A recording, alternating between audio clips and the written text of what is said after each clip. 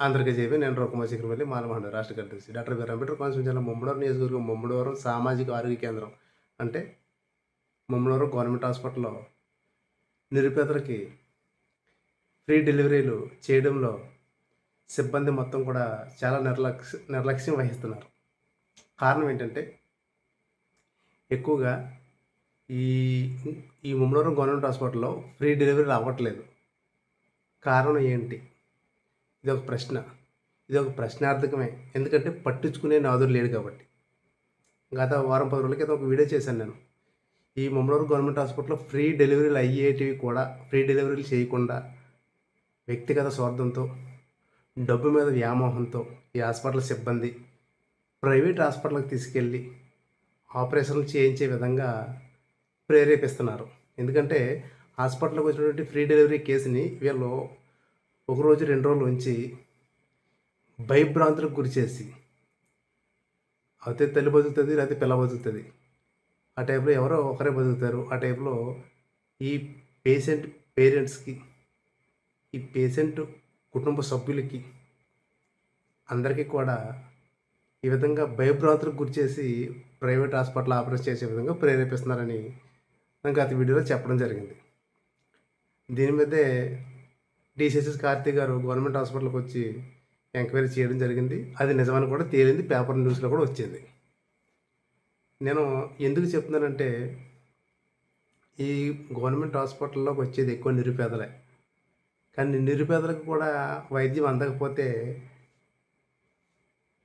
తప్పు ఎవరిది? హాస్పిటల్ సిబ్బందిదా? సూపరింటెండెంట్‌దా లోపం? టీసీహెచ్ఎస్ కార్తీక్‌దా లోపం? ముమ్మడివరం గవర్నమెంట్ హాస్పిటల్ గురించి చెప్తున్నాను. అదేవిధంగా హాస్పిటల్ని మేనేజ్ చేస్తున్నటువంటి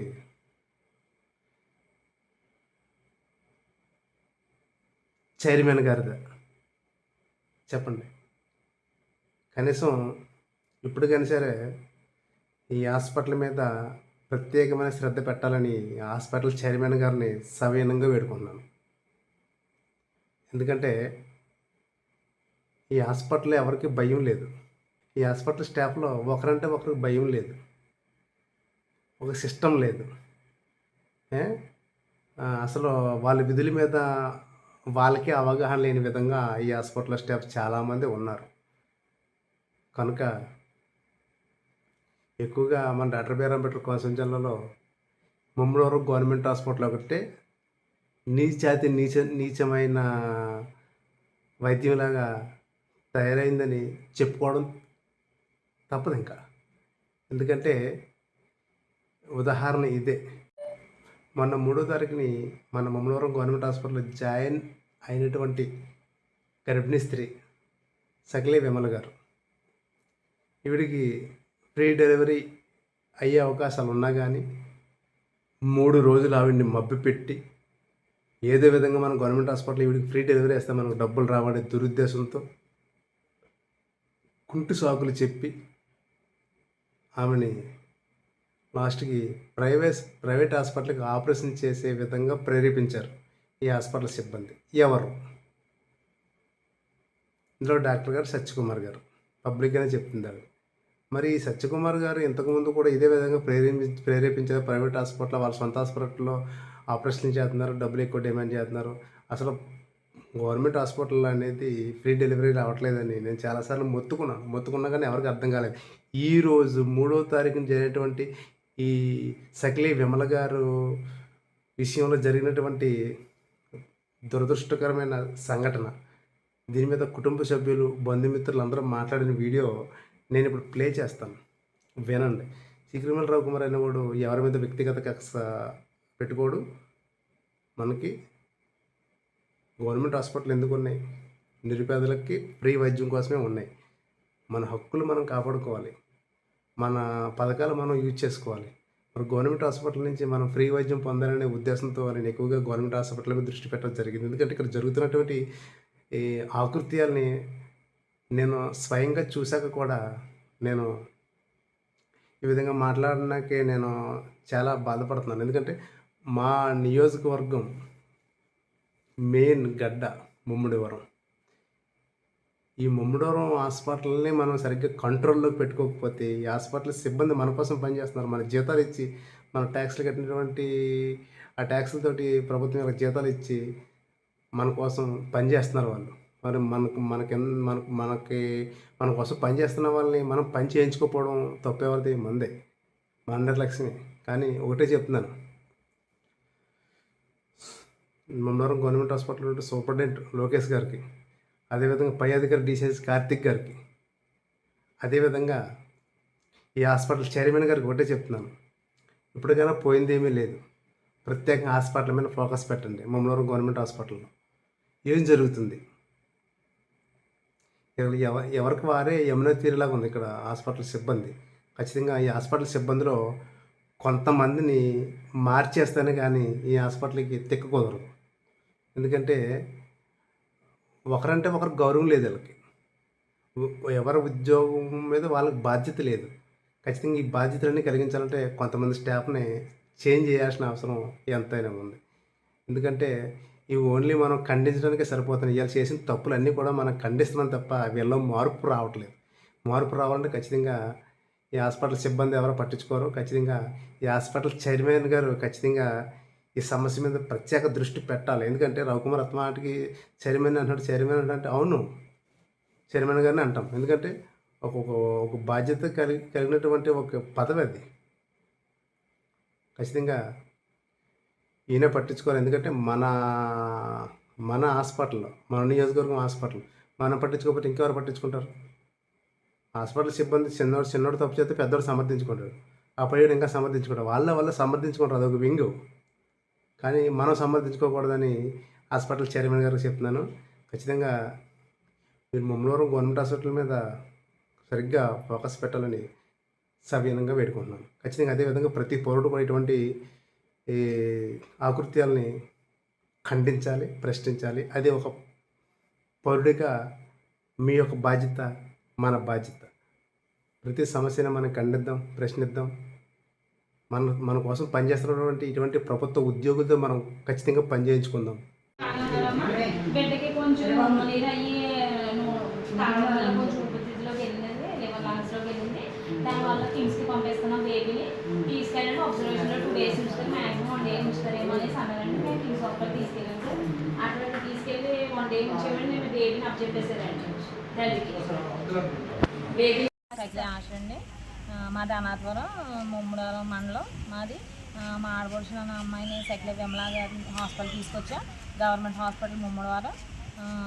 మా హాస్పిటల్ తీసుకొచ్చిన తర్వాత డాక్టర్ గారు చెకప్ చేసి స్కానింగ్ తీసుకురమ్మని పంపించారండి వైద్య నాయుడు దగ్గరికి.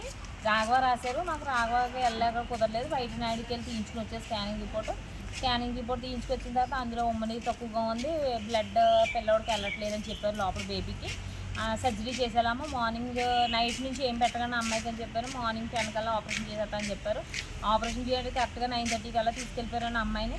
9:30 తీసుకెళ్ళిపోయి 1 వరకు పేషెంట్ దాంట్లో ఉంచి అమ్మాయికి బ్లడ్ శాంపుల్ తీసామమ్మా, రిపోర్ట్ వచ్చే వరకు వెయిట్ చేస్తున్నామని చెప్పారని బయటకు వచ్చి, తర్వాత థియేటర్ 1:30 బయటకు తీసుకొచ్చేసిన అమ్మాయిని అప్పచెప్పేసి అన్నారు. మేము ఆపరేషన్ చేయనమ్మా అన్నారండి గైనిక్ సార్ శ్రీనివాసరావు గారు, జీవీఏ సత్యకుమార్ గారు.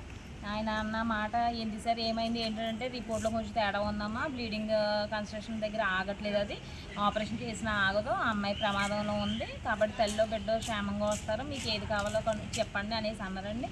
లేదు సార్ అదేంటండి తల్లి బిడ్డని క్షేమంగా ఇవ్వండి అని మేము అడిగాము.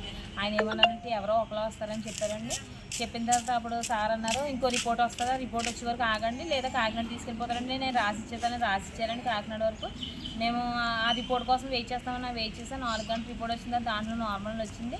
నార్మల్ వచ్చిన తర్వాత డాక్టర్ గారు మమ్మల్ని 6 గంటలకు కేకేసి నేను ఆపరేషన్ చేసేస్తాను, మొత్తం నేనే ఇస్తానమ్మా అని చెప్పారండి. సరే అయితే అనేసి మా ఇంటి దగ్గర ఉన్న మగవాళ్ళందరినీ కేకేసి రెడీగా ఉంచుకున్నాం, ఆపరేషన్ చేస్తానన్నారని. థియేటర్లో తీసుకెళ్ళకముందు అక్కడ ఫైర్ ఏదో అయిందనేసి, కరెంటు అయిందనేసి చెప్పారు డాక్టర్ గారు. దానివల్ల పోస్ట్పోన్ చేశారు మా మార్నింగ్కి 9 గంటలకు చేద్దామనేసి. ఒకవేళ కరెంట్ సప్లై అవ్వకపోయినా కానీ డాక్టర్ గారు ఏం చెప్పారంటే మాకు కరెంట్ సప్లై రాకపోయినా మేము బ్యాక్లైట్ లేకపోతే నర్సుల దగ్గర ఛార్జింగ్ లైట్లు తీసుకుని చేస్తామని సర్జరీ చెప్పారు నాతోటి. ఏంటి సార్ అలాగా, ముందు నార్మల్ రిపోర్ట్ ఇలా వచ్చింది, ఇప్పుడేమో ఈ రిపోర్ట్ వచ్చింది, ఏ రిపోర్ట్ ప్రకారం చేస్తారండి అని అడిగితే ఫస్ట్ రిపోర్ట్ అయితే తల్లిని పోగొట్టేసుకుంటారు, సెకండ్ రిపోర్ట్ అయితే క్షేమంగా ఇద్దరు వచ్చేస్తారని చెప్పారండి. అలా అయితే వద్దండి అనేసి నేను వేరే హాస్పిటల్కి షిఫ్ట్ చేశానండి. అక్కడ షిఫ్ట్ చేసిన ఒక అరగంటకి ఆ అమ్మాయికి ఉమ్మనీరు బయట రావడంతో ఆ మేడం నార్మల్ డెలివరీ అయిపోతుంది, మీరు కంగారు పడొద్దని చెప్పారు. మీరు క్షేమంగా ఉండండి, మీరు ఏం భయపడకూడదు. ఆ అమ్మాయిని అబ్జర్వేషన్ రూమ్లో ఉంచారు. ఆ అమ్మాయిని కరెక్ట్గా 3 o'clockకి నార్మల్ డెలివరీ రూమ్లోకి తీసుకొచ్చిందని నొప్పులు స్టార్ట్ అయినాయి. అమ్మాయికి నొప్పులు బాగా వచ్చడంతో 4:30 కల్లా బిడ్డను మా చేతిలోకి ఇచ్చారండి. తల్లి బిడ్డ క్షేమంగా ఉన్నారు. తల్లి బిడ్డ ఇప్పుడు క్షేమంగా ఉండి కిమ్స్ హాస్పిటల్లో ఉన్నారు ప్రస్తుతానికి. మరి మీరు ఏం కోరుకున్నారు ఇప్పుడు? ప్రస్తుతం అయితే ఏం కోరుకుంటున్నామంటే మా జరిగిన అన్యాయం ఎవరికి జరగకూడదండి. మేము ముమ్మడివారం ఈ గవర్నమెంట్ హాస్పిటల్ రావడానికి కారణం అంటే మా పరిస్థితి పోలాక గవర్నమెంట్ వస్తాం, మేము పేదవాళ్ళు. మరి సరే ఉద్యమం అందకపోతే మా పరిస్థితులు ఏంటండి? మాకు జరిగిన అన్యాయం ఎవరికి జరగకూడదని కోరుకుంటున్నాను. ఆంధ్రప్రదేశ్ రాష్ట్ర వ్యవసాయ కార్మిక సంఘ సభ్యురాలైన ఇసుకపట్ల మంగాదేవి నేను మాట్లాడుతున్నానండి. మా గ్రామానికి చెందిన అనాథవరం గ్రామంలో సకిలే విమల అనే అమ్మాయిని గవర్నమెంట్ హాస్పిటల్కి పంపించడం జరిగింది డెలివరీ కోసం. 3వ తారీఖుని హాస్పిటల్లో అడ్మిట్ అయ్యారు. ఆశా వర్కర్ సహాయంతో హాస్పిటల్కి రావడం అనేది జరిగింది. మరి ఏ హాస్పిటల్? ముమ్మడివారం గవర్నమెంట్ హాస్పిటల్లో ఆశా వర్కర్ సహాయంతో రావడం జరిగింది. వచ్చిన తర్వాత డాక్టర్ గారు ఎస్వివి ప్రసాద్ గారు మరి సత్యకుమార్ గారు ఇక్కడ వైద్యం అనేది స్టార్ట్ చేశారు. స్టార్ట్ చేసి ఆ కుటుంబాన్ని టెస్టులో రిపోర్టులు బాగా రాలేదు, తల్లికి బిడ్డకి ప్రమాదం అని చెప్పడం జరిగిందంట. ఆ కుటుంబం అంతా భయభ్రాంతులకు గురయ్యారు. అలాగే 2 రోజులు హాస్పిటల్లో ఉంచి ఆ అమ్మాయిని ఒక 5 గంటల సేపు థియేటర్లో ఉంచి ఆ అమ్మాయి దగ్గర కూడా ఎటువంటి టెస్ట్లో ఎటువంటి పరీక్షలు చేయకుండా ఆ అమ్మాయిని భయానికి గురి చేస్తే ఆ అమ్మాయి బీపీ ఎక్కువైపోయి టెన్షన్ పడిందంటండి. మరి 4వ తారీఖు నైటు ఈ డాక్టర్ సహాయంతో మరి బయటికి తీసుకెళ్లారు. బయటికి తీసుకెళ్తే అక్కడ నార్మల్ డెలివరీ అయింది, తల్లి బిడ్డ క్షేమంగా ఉన్నారు. మరి గవర్నమెంట్ హాస్పిటల్ అనేది పేదల కోసమే అని, మరి మన ప్రభుత్వంలో పేదల కోసమే హాస్పిటల్ ఉంచామని ఎన్నో వేల రూపాయలు జీతాలు ఇచ్చి డాక్టర్లను ఎట్టుకుంటే ఈ డాక్టర్ గారు ప్రైవేట్ హాస్పిటల్ పెట్టుకుని ఇదే గ్రామానికి ముమ్మడివారం మండలంలోనే ప్రైవేట్ హాస్పిటల్ పెట్టుకుని హాస్పిటల్లో చూపించిన శ్రద్ధ ఈ గవర్నమెంట్ హాస్పిటల్లో చూపించట్లేదు. ఏదైనా పేదలకు న్యాయం కోసం పేదలు అనేటప్పటికీ గవర్నమెంట్ హాస్పిటల్కి వస్తారు, కానీ ఇక్కడ ఎటువంటి న్యాయం జరగలేదు. మీరు వెంటనే మీడియా కానీ ఇక్కడ ప్రభుత్వ హాస్పిటల్ యాజమాన్యం కానీ ఎటువంటి నిర్లక్ష్యంగా ఉందంటే సిస్టర్లు కానీ డాక్టర్లు కానీ ఎటువంటి శ్రద్ధలు తీసుకోలేదు పేషెంట్ పట్ల. పేషెంట్ అటెండర్తో కూడా చాలా ర్యాష్గా మాట్లాడడం అనేది జరిగిందని ఇక్కడ వీళ్ళ సాక్ష్యాల రూపంలో చెప్తున్నారు. మేము డాక్టర్ గారితో మాట్లాడడం జరిగింది, మేము మాట్లాడినా కానీ డాక్టర్ గారు అదేవిధంగా సమాధానం చెప్తున్నారు. మరి ఎంత నిర్లక్ష్య వైఖరి వహించారు. మరి ఈ కుటుంబానికి చాలా అన్యాయం జరిగింది. వాళ్ళు ఒక పూటకుంటూ ఒక పూట లేని పేదలండి. వాళ్ళకి మరి ధనం లేకే ప్రైవేట్ హాస్పిటల్కి తీసుకెళ్లకుండా గవర్నమెంట్ హాస్పిటల్కి తీసుకొచ్చారు. తీసుకొచ్చినప్పుడు ఇక్కడ ఎటువంటి అన్యాయం జరిగిందనేది వాళ్ళు బయటికి వెళ్ళి మరి 50,000 ఖర్చు పెట్టుకుని ఇల్లు కాగితాలతో అనకా పెట్టుకుని మేము వైద్యం చేయించుకున్నామని చెప్పారు. మరి ఇక్కడ ఎటువంటిది మరి ఇక్కడ ప్రభుత్వ అధికారులు కానీ హాస్పిటల్ సిబ్బంది కానీ ఎంత నిర్లక్ష్య వైఖరిగా ఉన్నారనేది, ఈ వైఖరి ఏంటి అనేది ఏ పేదవాడికి కూడా ఇటువంటి అన్యాయం జరిగితే రానున్న రోజుల్లో మేము ఊరుకోమని వ్యవసాయ కార్మిక సంఘం తరఫున నేను డిమాండ్ చేస్తున్నాను.